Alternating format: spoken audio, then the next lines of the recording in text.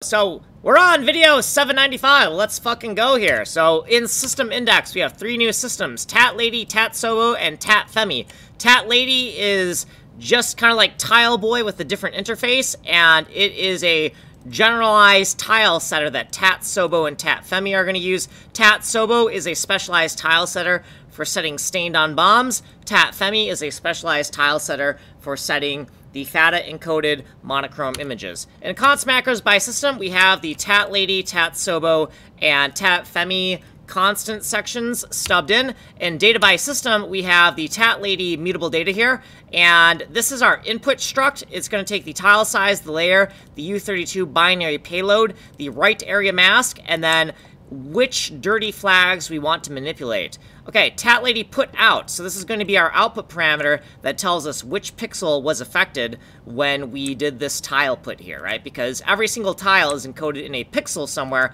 in our texture memory. Inside of TATSOBO mutable data, we have a reusable input struct here. I don't know everything that's going to go in here, but it is going to take these. In TATSOBO output struct, it's going to take the pixel that was affected, the XY of the pixel, the index of the pixel, and the component of the pixel.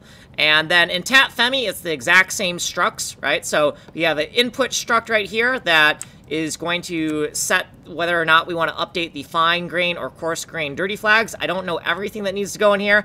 And for the output struct, we want to know what pixel was affected.